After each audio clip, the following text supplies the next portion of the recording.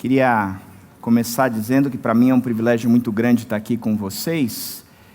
Há 14 anos atrás, em 2012, eu ouvia um pastor americano e ao mesmo tempo cabeção, como foi definido hoje pela manhã pelo Supremo Mestre das Definições.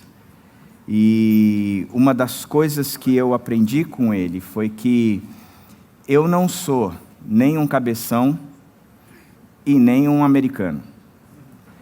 E ele pregava, pastor Rick Watts, e ele falava muito, e muito profundamente, é algo que eu particularmente não sou tão qualificado para isso, eu sou mais raso, talvez, e ele, em cima de toda aquela argumentação dele, eu viajei e fui pensar num monte de outras coisas, e ele, especificamente, ele pregava já de idade, e ele, quando pregava, ele levantava o calcanhar e tremia assim as mãos, mexia as mãos assim, e eu achei aquilo tão bonitinho, e eu comecei a pensar, quando eu for idoso, velho, eu gostaria de ter a paixão pelo Evangelho e a pregação como o Rick Watts. Só que depois eu pensei, falei, cara, eu estou fugindo do propósito, o cara está ensinando aqui, eu não estou pensando em nada do que ele está falando. Eu falei, deixa eu voltar. Quando eu voltei, ele disse o seguinte, que hoje em dia os pastores são muito mais preocupados, ou estão muito mais preocupados com a sua carreira do que com o seu rebanho. E pastor é pastor de rebanho e não de carreira. E que o pastor deveria ouvir as ovelhas e de forma nenhuma ficar preocupado com o seu rebanho. Naquele momento eu tinha a opção de continuar na Igreja Batista do Morumbi ou de assumir a igreja em Vinhedo. E eu lembro que eu não sabia o que escolher e eu fui para o meu quarto do hotel aqui em Águas de Lindóia. Eu me ajoelhei na minha cama e eu disse, Senhor, eu sei que eu sou pastor, isso eu tenho convicção. Agora eu não sei qual é o rebanho que eu tenho que assumir, e o Senhor precisa me ajudar. E eu lembro que naquele dia, naquele quarto de hotel, Deus me respondeu claramente, numa experiência que só eu sei o que eu passei.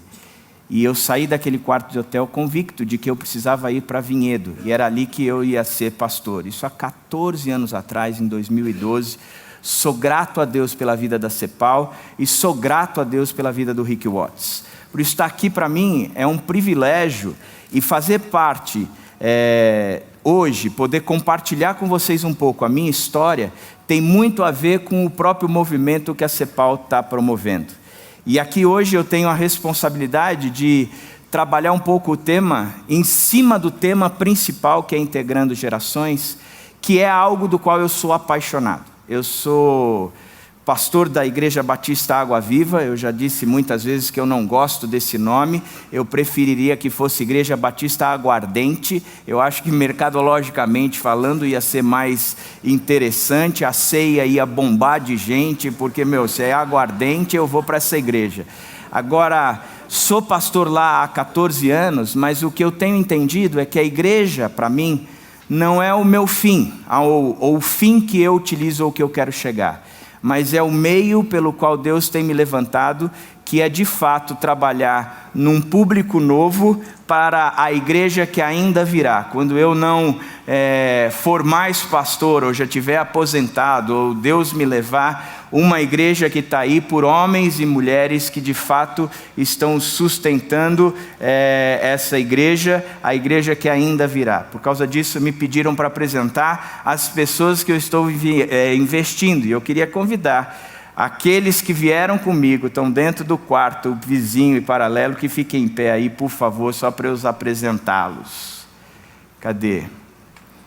Desculpa, gente, eu queria apresentar gente mais bonita, mas a Bíblia diz que Deus escolhe as coisas loucas e feias desse mundo para alcançar. Então está aí, desde aqui da frente, Lípia, lá atrás aqueles caras, Israel está ali atrás, Israel nem tanto, mas o Israel tem me ajudado a investir nesses caras também.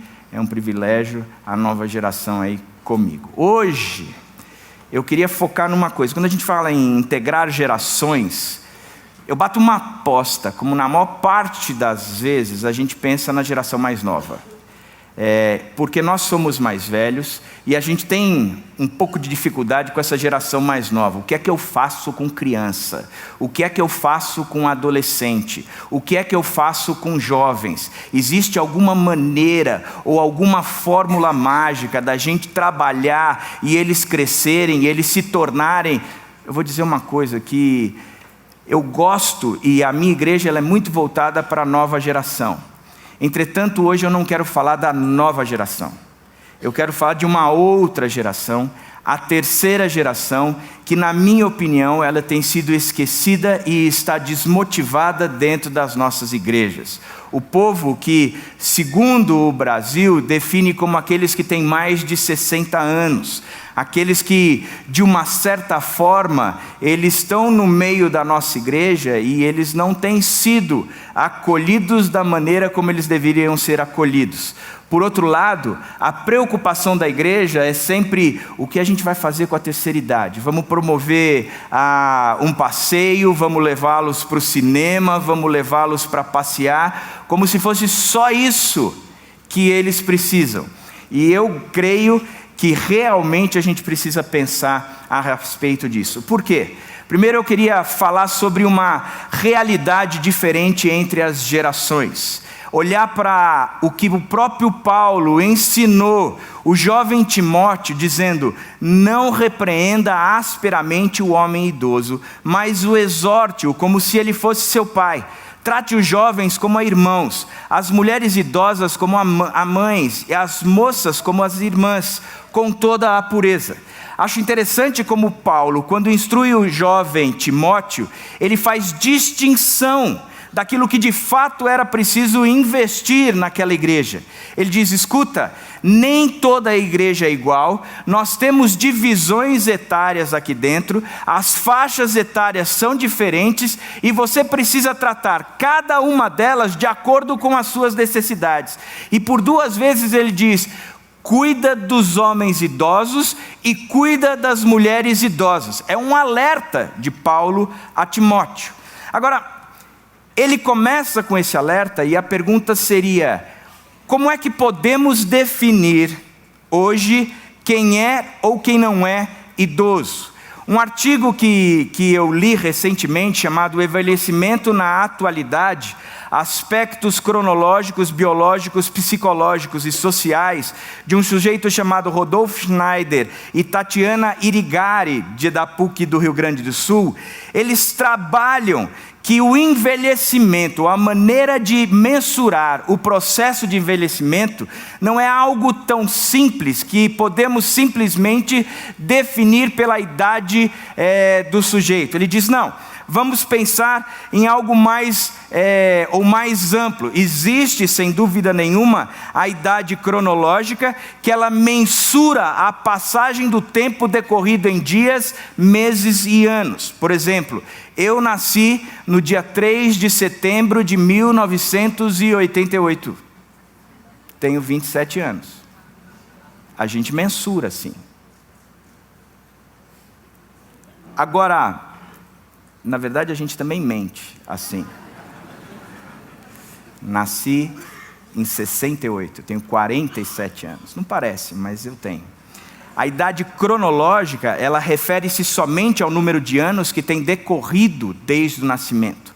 A verdade é que se a gente for avaliar só assim, a gente não tem uma visão completa e muito menos a gente enxerga qual é a necessidade de fato deste público. Porque uma das coisas que eu entendo é que a obrigação de uma liderança é saber olhar, interpretar e aplicar a mensagem de Deus ao público que ele precisa alcançar. Eu gosto muito, por exemplo, de Moisés.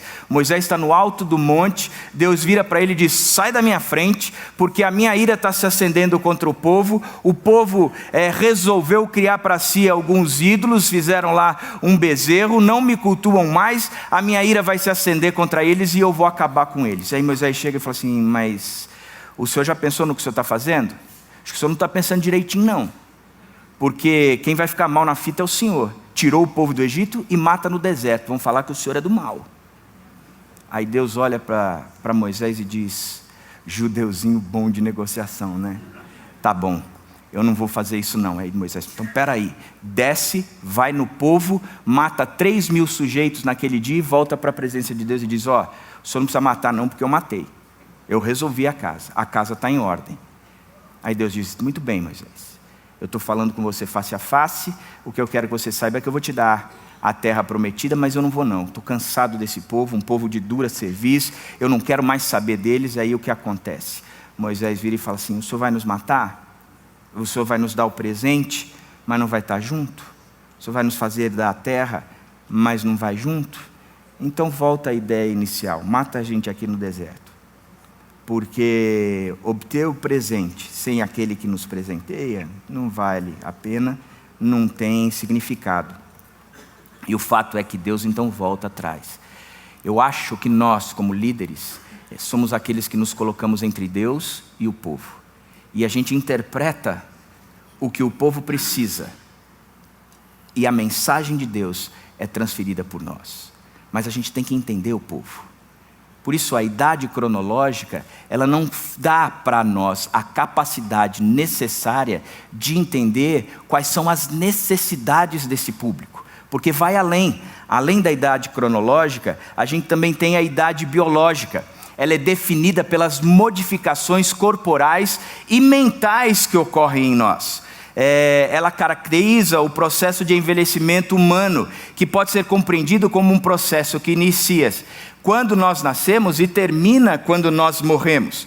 Na questão da pessoa mais idosa, da pessoa que já está na terceira idade, a partir dos 40 anos, a estatura do indivíduo diminui 1 centímetro a cada uma década. A cada 10 anos ele diminui 1 centímetro, por causa da redução da massa óssea e outras alterações degenerativas da coluna vertebral. A cada 10 anos, 1 centímetro. Depois dos 40 anos. Jaziel já tem 5 centímetros a menos. Apresenta também a perda do equilíbrio, os ombros se curvam, a cabeça se inclina, a postura se torna mais encurvada, os joelhos mais flexionados, os ossos se tornam menos resistentes e esponjosos por causa da descalcificação, as articulações se tornam mais frágeis e ocorre a diminuição do tônus muscular, a pele fica mais fina, parece papel e fria, menos elástica e com menos oleosidade, os cabelos e as unhas se tornam mais frágeis, a visão também declina, a diminuição da acuidade visual, a periférica, diminuição da adaptação, claro, escuro, diminuição da noção de profundidade, diminuição da identificação de cores. Entenderam? Vai mais, alteração do paladar, alteração do tato, as mãos e os pés se tornam menos sensíveis e com o envelhecimento o peso e o volume do encéfalo diminui por perda de neurônios, mas a capacidade e as funções mentais permanecem preservadas a vida inteira, além de outras características que começam a pesar na vida das pessoas. Alguém quer ilustrar? O fato é que a idade biológica também é um fator a ser considerado. Mas além da idade biológica, nós também temos que considerar a idade social. Idade social é aquela marcada por tipo de ações, posturas e lugares que uma pessoa faz ou frequenta. A cultura e o grupo social têm um importante papel nesse aspecto.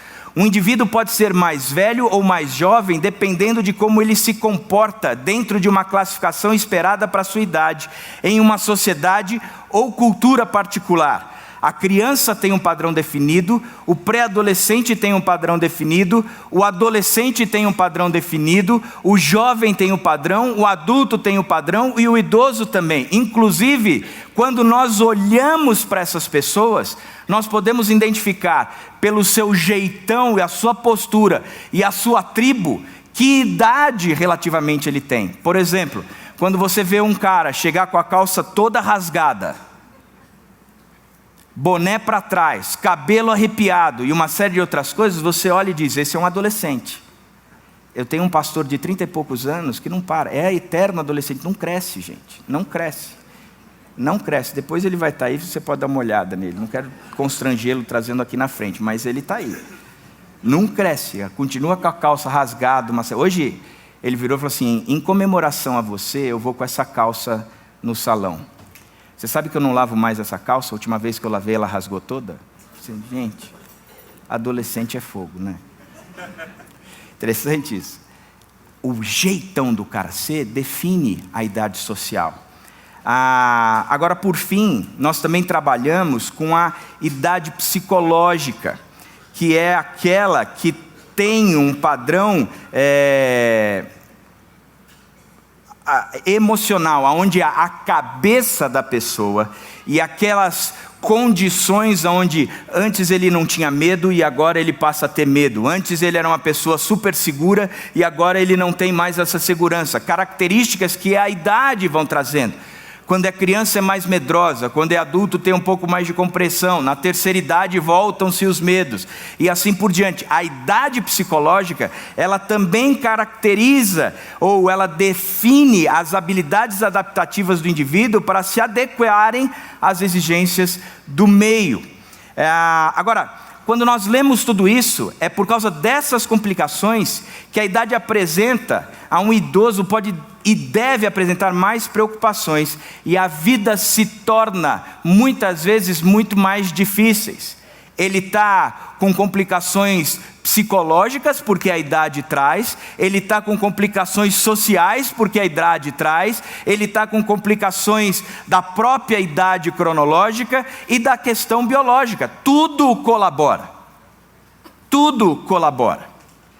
Tanto colabora e tem preocupações que o próprio Salomão, quando teve a capacidade de escrever, talvez ele descreva de forma mais bacana aquilo que acontece de fato na terceira idade. Ele diz: honre e alegre-se no seu Criador enquanto você ainda é jovem, antes que os anos mandem a cobrança e o seu vigor se vá. Antes que a visão falhe e o mundo escureça, antes que o inverno leve você a procurar a lareira. Na velhice seu corpo já não ajudará muito, os músculos afrouxam, os passos vacilam, as juntas endurecem, as sombras da noite se apresentam, você já não poderá ir para onde quer, tudo estará devagar, quase parando. O barulho em sua casa desaparecerá, mas você acordará com os cantos dos pássaros. Passeio nas montanhas serão coisa do passado. Mesmo uma simples caminhada o preocupará. Seu cabelo branco será como flor da macieira, adornando um corpo frágil como um cristal. Quem escreve isso é o autor de Eclesiastes, Salomão, dizendo a respeito da velhice. A velhice traz as suas complicações.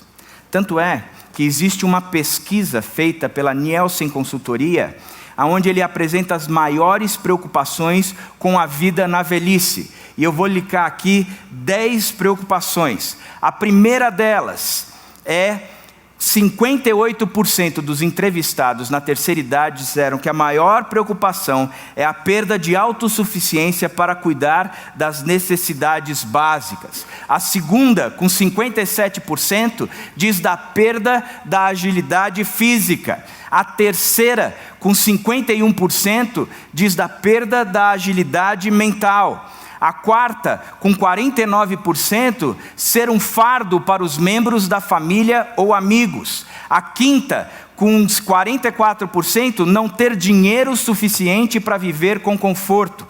A sexta, com 41%, não ter dinheiro suficiente para arcar com custos médicos. A sétima, com 32%, ser abandonado e ficar sozinho. A oitava, com 22%, morar em um lar para idosos. A nona, com 17%, perda do contato com os familiares e amigos. E a décima, com 14%, morar com membros da família.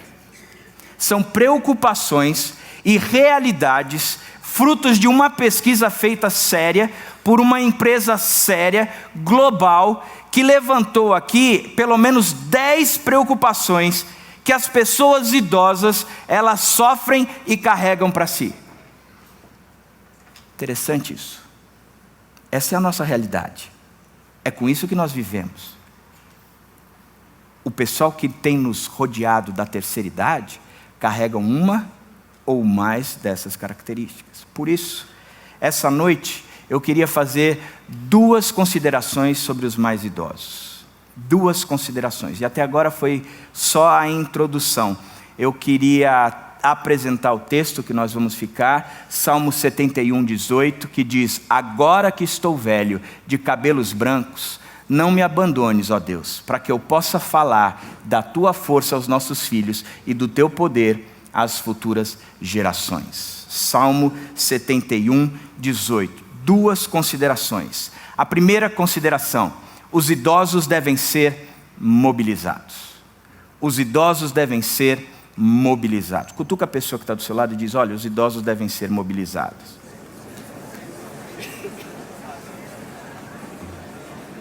Se você está vendo um idoso aí, começa a empurrar. Fala: olha, você precisa ser mobilizado. Levanta aí agora, vamos agir. O texto começa dizendo: agora que estou velho, de cabelos brancos, não me abandones, ó Deus. Por quê?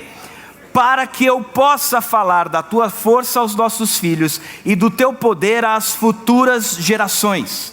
Há um pedido do salmista para Deus dizendo: eu quero que o Senhor não me abandone, porque eu tenho um problema, eu tenho um propósito, eu tenho um projeto.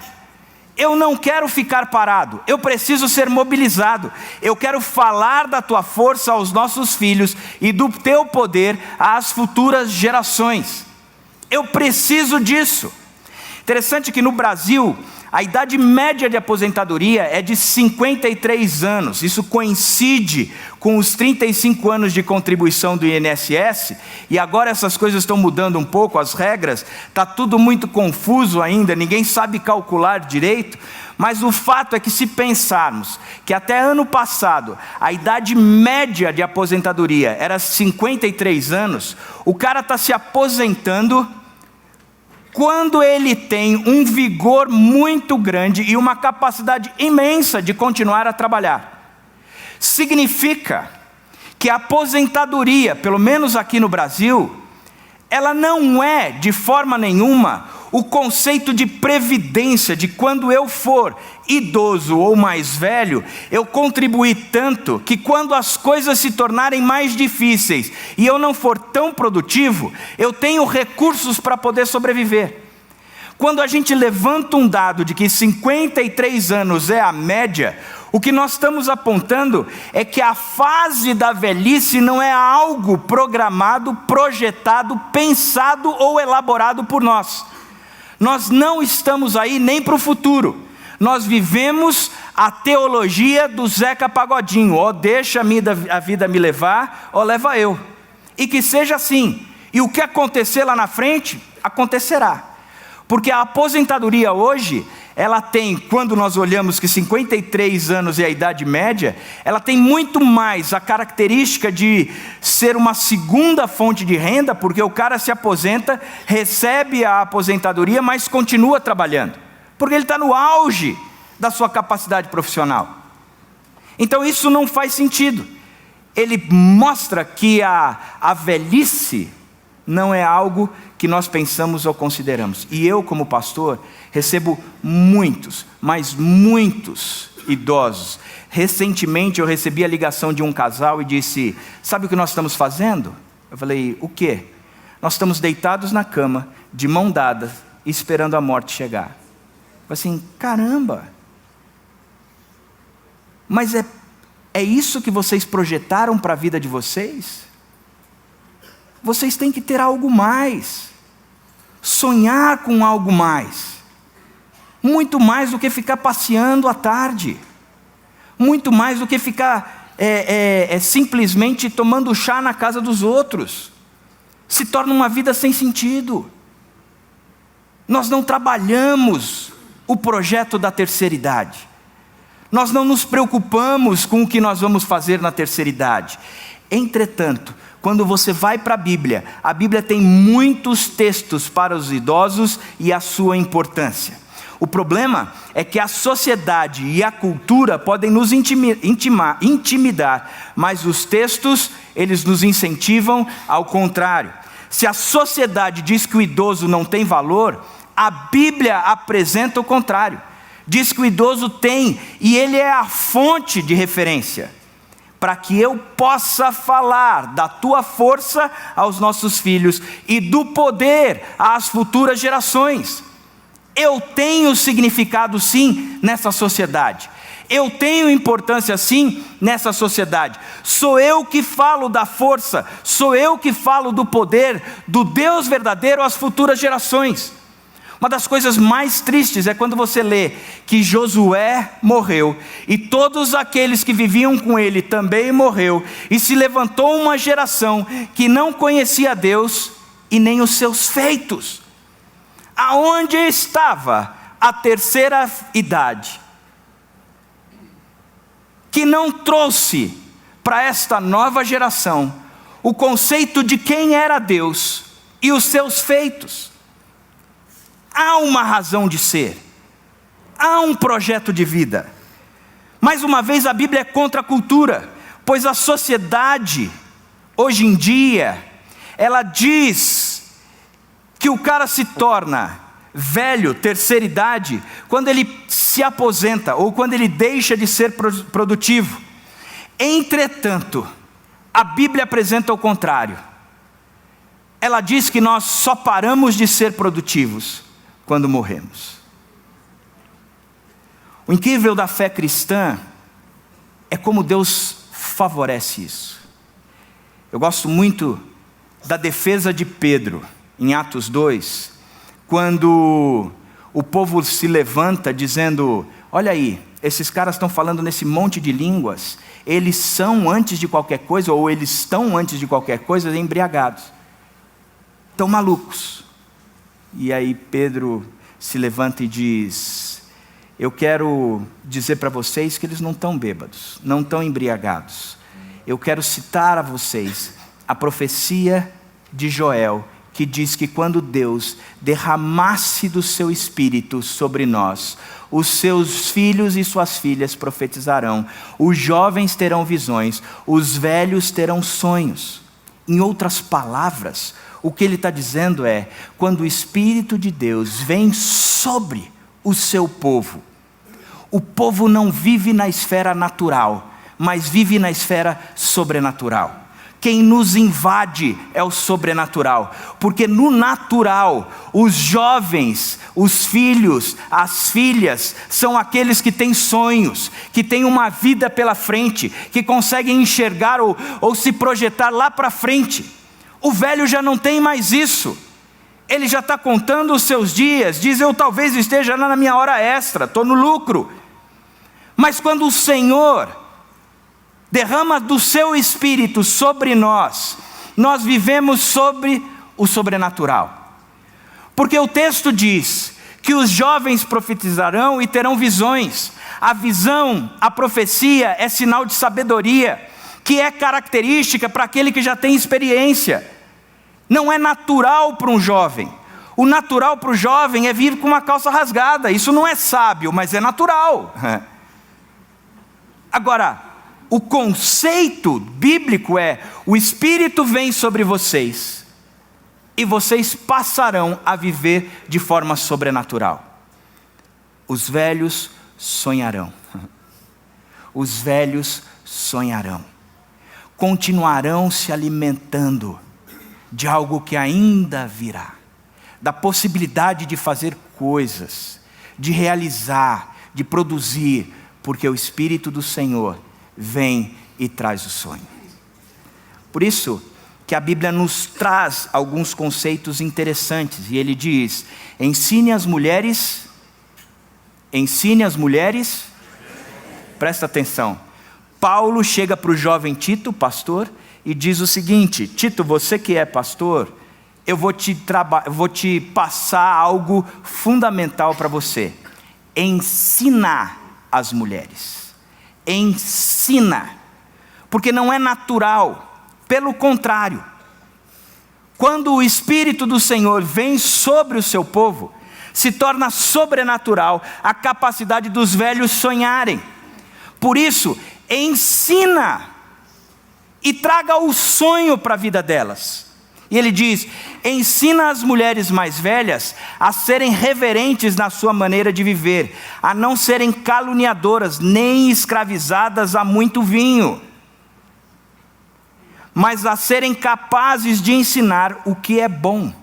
Assim poderão orientar as mulheres mais jovens a amarem os seus maridos e seus filhos, a serem prudentes e puras, a estarem ocupadas em casa, a serem bondosas e sujeitas a seus maridos, a fim de que a palavra de Deus não seja difamada.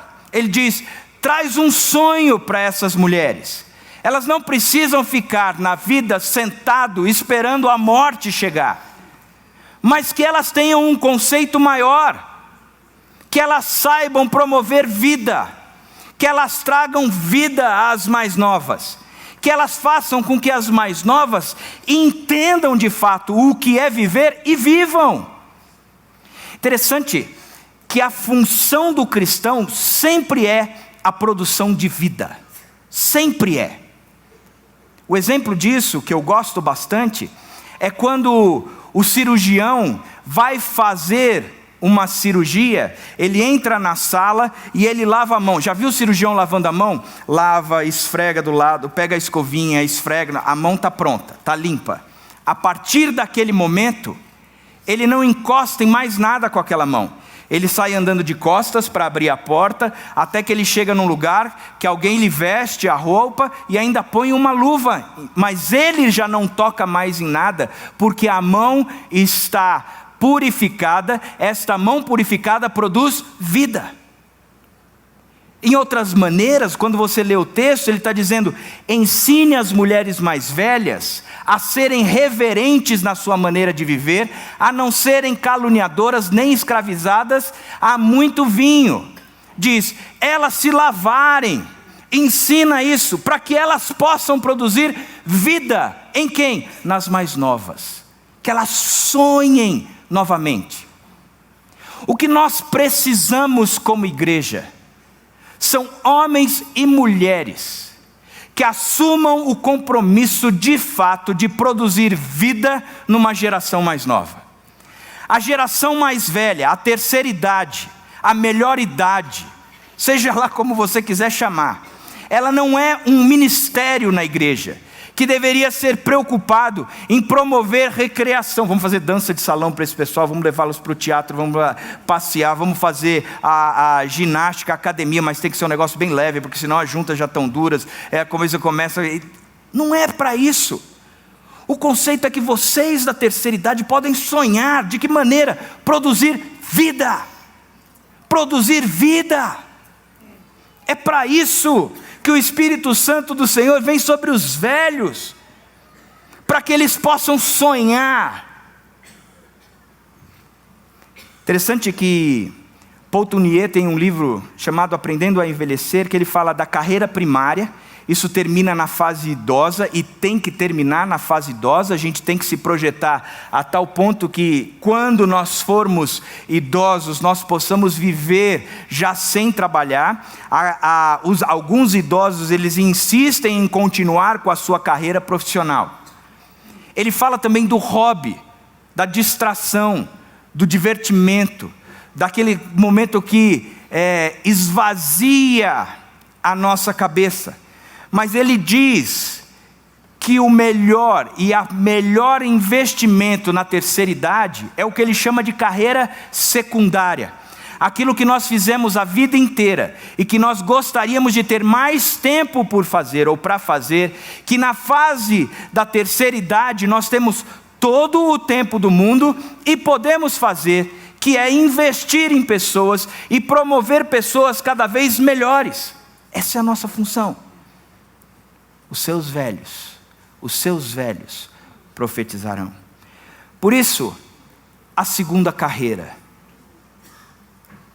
é quando eu já chego na maioridade e eu posso fazer aquilo que o Espírito Santo sempre me incentivou a sonhar. E hoje eu tenho toda a capacidade, porque Ele me capacita, e todo o tempo do mundo para fazer o que Ele me promove. Terceira idade tem uma função importantíssima dentro da igreja: a transmissão da vida, da sabedoria, da experiência. Por isso eu queria parar com essa primeira consideração e fazer uma pergunta para você. Como é que você irá terminar esse versículo? Agora que estou velho, de cabelos brancos, não me abandones, ó Deus, para que eu possa o quê? O que é que você vai fazer?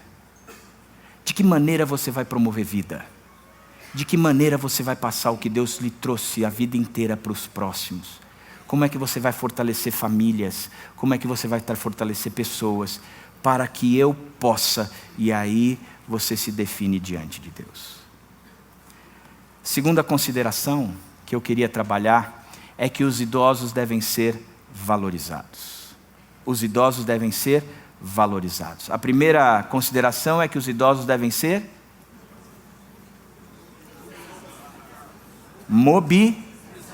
mobilizados. A segunda consideração é que os idosos devem ser... Está vendo como a maior parte do nosso grupo é da terceira idade, quando a memória já começa a falhar? Por isso que nós temos que ser valorizados e mobilizados. O que significa valorizados? Olha o que o texto está dizendo. Agora que estou velho, de cabelos brancos, não me abandones, ó Deus. Não me abandones. O texto nos ensina que o principal sentimento dos idosos talvez seja o abandono. Interessante isso. Não me abandones, ó Deus. Na época nessa época que nós vivemos, a nossa sociedade tem potencializado a longevidade. É verdade ou não é? O que precisamos ou podemos fazer para viver mais tempo? Remédios, vitaminas, hábitos, tipo de dieta, seja lá o que for, mas faça isso para que você viva muito mais tempo. Ao mesmo tempo que nós potencializamos a longevidade, ela nega aos idosos o seu valor e a sua importância social. Nós queremos viver muito e muito tempo, só que a gente não sabe o que fazer com aqueles que estão no período do muito tempo de ser vivido. Vou ilustrar um pouco mais com a dinâmica da mentalidade da nossa sociedade. Por exemplo, o velho é descartável. O obsoleto é descartável. Um aparelho celular, às vezes está funcionando, mas porque saiu um modelo mais novo, eu já digo que eu não preciso mais do meu, e eu quero comprar um mais novo, um melhor e um assim por diante. Eu fiz toda a apresentação no meu micro, e o meu micro é um bom micro. Quando eu cheguei aqui, eu descobri que a saída do meu micro não era HDMI, e porque os novos projetores são todos HDMI, não funcionava. Foi um escarcéu. E eu já comecei a pensar, preciso comprar um micro novo, porque o meu está obsoleto. Eu quase peguei o telefone e liguei para a administração. Escuta, igreja, o meu micro não tem saída HDMI compatível. Ele é obsoleto. Eu jogo fora aqui mesmo ou vocês vão fazer o favor de jogá-lo? Porque, guardadas as devidas brincadeiras, a nossa mentalidade é assim. O velho não é utilizado, a gente descarta. Eu não valorizo o mais antigo, a gente descarta. O meu celular, ele está funcionando, ele fala, mas ele é velho, não funciona para mim, não serve para mim. Eu preciso de algo novo. A questão é que, quando a gente traz isso para a nossa vida, o medo da transformação que surge com a velhice assemelha-se um pouco com esse fenômeno dos celulares. O idoso tem, então, pela ideologia dominante, a sensação de que é como um aparelho ultrapassado. Ele fala, mas ninguém quer. Tem-se medo de envelhecer, como se tem receio de ser ridicularizado ao usar um aparelho antigo de 10 anos, como os tijolões que nós usávamos antigamente. Olha que celular mais velho, você precisa de um mais novo. O seu não é um smartphone, você precisa de um smartphone. Um amigo me contou uma história certa vez que ele estava trabalhando com um dono de uma empresa, já alguém de idade, e era sexta-feira, e já estava chegando no final do expediente, ele doido para ir para casa. O dono da empresa virou para ele e disse: cara, hoje é sexta-feira, que coisa triste.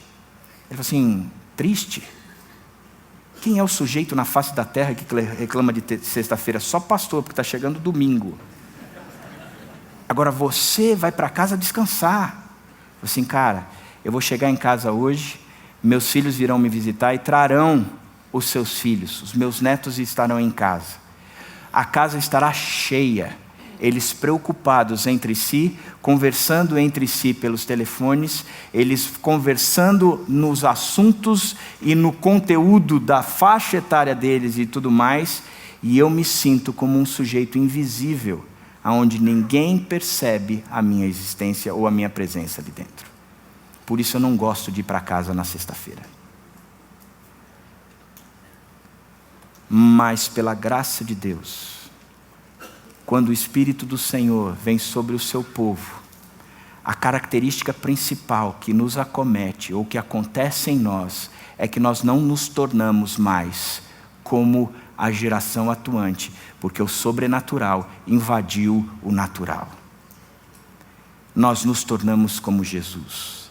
Marcos nos conta que para Jesus ninguém nunca passou em branco, nunca passou desapercebido, nunca passou sem ser visto. Marcos nos conta que Jesus já estava cansado de ter conversado bastante, ele já estava exausto, e ele propôs aos seus discípulos que eles pegassem um barco e atravessassem o mar e fossem para a região de Genezaré. Chegando lá, quando eles atravessaram, no meio da travessia, foi um tempo complicado, porque eles começaram a enfrentar uma tempestade naquela noite, só que Jesus estava tão cansado que dormiu. E ele dormia no barco, e a tempestade batia, invadia aquele barquinho, e os discípulos começaram a ficar preocupados, acordam Jesus e dizem: escuta, nós vamos morrer afogados, o Senhor não, o Senhor vence a morte, mas nós não. E aí Jesus levanta, sossega a tormenta que acometia aquele mar, sossega o coração dos seus discípulos, e chega no outro lado da margem. Quando ele chega lá, diz que um sujeito que vivia, apesar de estar vivo, vivia entre os mortos no cemitério, vai ao encontro de Jesus. E era um sujeito que tinha a sua alma tão atormentada como aquele mar, que diz que eles amarravam ou eles acorrentavam as mãos e os pés do sujeito, mas ele não conseguia ficar preso, e ele quebrava, apesar de corrente nenhuma segurar aquele sujeito. Ele vivia acorrentado a uma angústia e uma tormenta de alma que o diabo e a sua legião promovia. E Jesus, ao ver aquele homem, se compadece dele e o livra daquela tormenta, da mesma maneira singular que ele acalmou a tormenta do mar, ele acalma a tormenta no coração daquele sujeito. E assim que ele termina, ele começa a caminhar, e a multidão vai o espremendo, e chega um homem, Jairo, líder da sinagoga, se ajoelha aos seus pés e diz: por favor, venha na minha casa, porque a minha filhinha de 12 anos de idade está morrendo. E Jesus diz: eu vou com você. E ele começa a caminhar, mas a multidão o espreme, e no meio da multidão, mais uma vez uma coincidência, uma mulher que sofria de uma hemorragia há 12 anos, a mesma idade da filhinha de Jairo, diz: se ao menos eu tocar na aba da veste de Jesus, eu serei curado. E ela toca na aba daquela veste, e Jesus para a multidão inteira e diz: quem foi que me tocou? Quem foi que me tocou? E eu disse: todo mundo te tocou. Ele diz: não, alguém me tocou de forma diferente. Eu senti que saiu de mim algo diferente. E ela se apresenta dizendo: fui eu. Há 12 anos eu sofria de hemorragia. E o Senhor agora me curou. E ele disse: filhinha, a tua fé te livrou. Continua a sua jornada livre do seu sofrimento. E ele retorna a Jairo e vai visitar a filha de Jairo, que tinha 12 anos e havia morrido. E Jesus olha para ela e diz: menina, se levante. E ela se levanta. Que Deus! Em nenhum momento na jornada dele alguém passou em branco. Ele tinha olhos para todos. E ele promoveu vida a todos. Todos, sem exceção. Jesus é o nosso exemplo. Por isso cito agora um texto de Levíticos, que diz: levantem-se na presença dos idosos, honrem os anciãos, temam o seu Deus, eu sou o Senhor. Levíticos é o livro das leis, e aqui havia uma lei: o idoso deveria ser honrado, o idoso deveria ser valorizado, o idoso deveria ser bem acolhido. Eis porque é tão importante a gente entender que as gerações são diferentes. A gente precisa ler a necessidade do idoso e, como igreja que recebeu do Espírito, suprir toda a necessidade dessa terceira idade. Esse texto determina que os mais jovens entre nós não devem se portar de forma presunçosa, arrogante, desatenta na presença de um idoso, mas deve sim valorizá-lo de forma absoluta e certa. É tão interessante isso. A gente pega os 10 mandamentos. Nos 10 mandamentos, os 3 primeiros, Deus diz que Ele é o Deus, o único Deus verdadeiro, e o Deus a quem deveríamos adorar, somente a Ele. A gente acha que talvez os 10 mandamentos tenha sido algo que Deus lançou, sem necessariamente se preocupar com o que estava propondo, como se fosse algo sem razão. Mas na verdade, quando você estuda os 10 mandamentos, você vê que um está puxando o outro. Por exemplo, os 3 primeiros mandamentos, eles mostram que Deus é Deus e ponto final. O último mandamento, ele conclui dizendo: se Deus for Deus na sua vida, você não vai precisar de mais nada, não vai cobiçar coisa alguma, porque você já se sente realizado. Sabe quem aprendeu com isso? Davi, quando escreve: o Senhor é o meu pastor, o Senhor é o meu pastor, nada me faltará. Aí ele define os 3 mandamentos: o meu cálice transborda. Ele define o último mandamento: eu não preciso de coisa alguma, eu não preciso de mais nada. Quando você começa a ler os mandamentos, você percebe que ele diz: você tem que descansar, mas você tem que honrar seu pai e sua mãe. Por que ele diz que nós temos que honrar o pai e a mãe? E de maneira nenhuma ele diz que o pai e a mãe têm que cuidar dos seus filhos sem provocá-los a isso. Isso é o Novo Testamento. É a conclusão de Paulo. Nos 10 mandamentos, ele coloca somente a relação do filho para com o pai, e não a relação do pai para com o filho. Por quê? Porque se Deus é Deus na nossa vida, o único Deus e o Deus verdadeiro, Ele será espelhado na relação que eu tenho com os meus pais. Você quer saber como anda a sua relação com Deus? Olha para a relação que você tem com seus pais. É a maneira da gente mensurar se a nossa relação com Deus está funcionando. Por isso, o texto diz: a reverência absoluta aos mais idosos. Levantem-se na presença dos idosos. Honrem ao Senhor e temam o seu Deus. Eu sou o Senhor. Interessante como o temor ao Senhor foi perdido. Na minha opinião, o grande problema do Brasil não é a corrupção, mas a falta de temor. O medo das consequências. Eu sei que qualquer coisa que eu fizer mesmo que tenham regras que digam que eu sofrerei penalizações, eu estou num país onde todas essas penalizações podem ser quebradas ou burladas. Se eu sou parado porque eu estou dirigindo o carro numa velocidade muito alta, eu posso subornar um guarda com um certo dinheiro. Isso é corrupção. Não é ter temor. Se eu sou um aluno, eu não preciso ter temor ao meu professor mais. Na minha época, o professor era a autoridade absoluta dentro da classe. Mandava e desmandava. Hoje em dia, o professor tem medo do aluno dentro de classe, porque nós somos uma geração que não há temor. Porque a gente não aprende a respeitar a autoridade, a honrar quem merece honra, a valorizar aqueles que precisam ser valorizados. Por isso que Levíticos traz uma lei dizendo: levantem-se na presença dos idosos, honrem os anciãos, temam o seu Deus, eu sou o Senhor. Quero terminar ilustrando com um vídeo.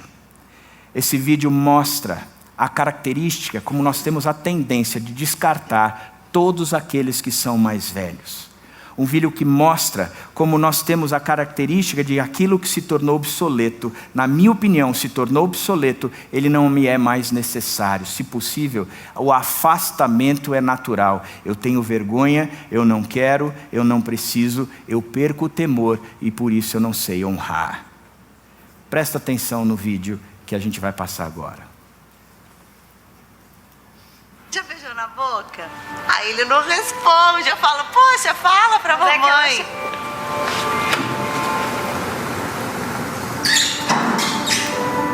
E aí, sua mãe é carinhosa demais? Depende, às vezes sim. Quando tá na frente dos amigos, eu não gosto. Muita demonstração de carinho às vezes também dá uma vergonhinha, né? O costume mesmo dela, de ter que ficar tocando assim, sabe? Acho que chega a ser até um vício. Ela buzina. Aí ela parava na frente, olhava pra gente e fazia pi, pi, pi. Aí eu falei, mãe, eu tô aqui. 4 anos tendo aula com ela.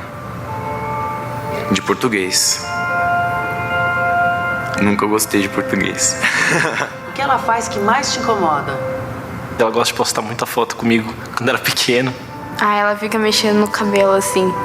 Nossa, eu odeio isso. Deixa eu estar sentada, esperando no banco, qualquer lugar, ela começa a me apertar. E tipo, eu fico...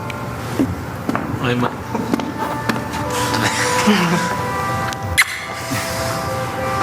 E você gosta de fazer carinho no seu filho? Gosto, até demais. Eu gosto. Com certeza, com certeza. Ai, mãe. Essa é a Keila. Essa é minha mãe. Tá, agora vamos mostrar que ele nem sempre foi assim?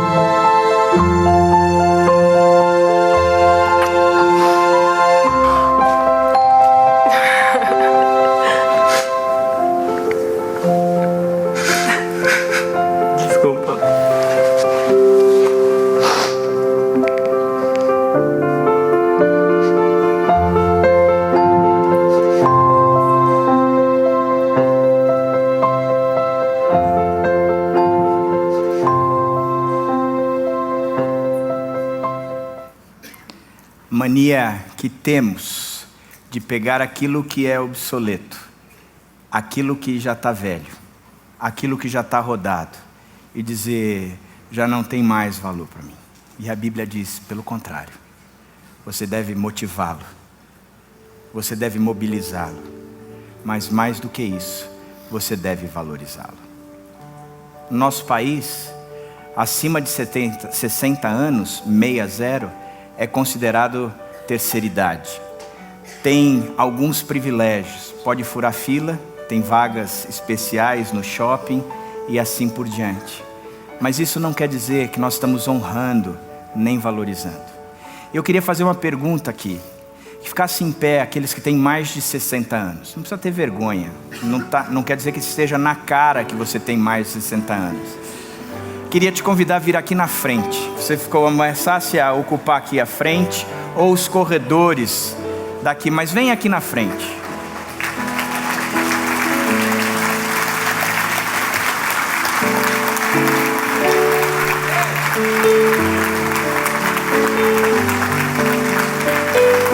Pode apertar aqui, ó. Sei que vocês já estão numa idade que se a gente apertar talvez quebre, mas a gente vai ter cuidado. Pode apertar aqui um pouquinho mais.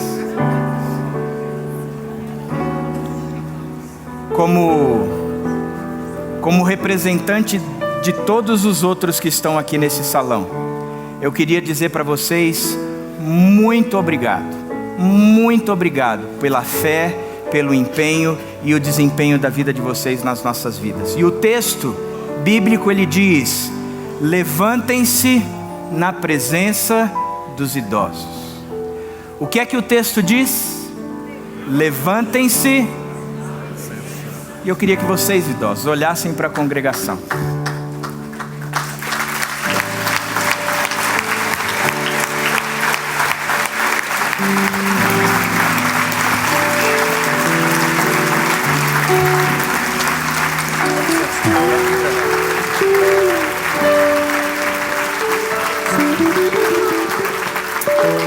Senhor Deus, eu quero aproveitar esta oportunidade, que a gente tem essa geração tão importante aqui na frente.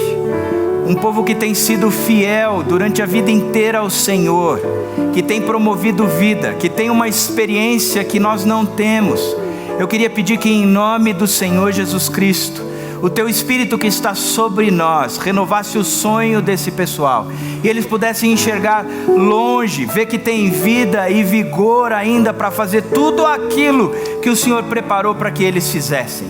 Que eles pudessem promover a vida nas nossas vidas, de nos ensinar a ser cristãos, homens de Deus, a promover cada vez mais o conteúdo de aproximação do Senhor. Por isso, Pai, renova a fé, a esperança, a convicção, a cabeça de cada um desses homens e mulheres, ó Pai. Em nome do Senhor é que nós pedimos, que o Senhor também mobilize a nós como igreja, a valorizá-los, a honrá-los, a respeitá-los, a isentar ou tirar da vida deles todo o temor que a idade lhe traz, e é característica de cada uma dessas idades, ó Pai. Por isso nos movimente agora, em nome do Senhor Jesus Cristo. Muito obrigado, Pai, porque a Tua palavra nos enche de esperança e nos renova de geração em geração. Em nome do Senhor Jesus Cristo, Teu Filho, é que nós oramos e dizemos juntos: amém. Muito obrigado, gente.